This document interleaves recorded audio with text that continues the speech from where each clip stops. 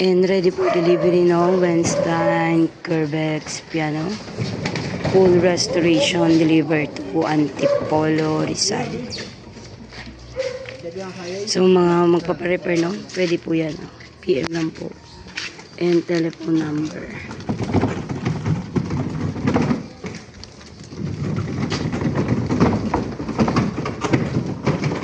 Doon kasi yung sasakyan sa labas dahil maliit lang yung kalsada namin dito.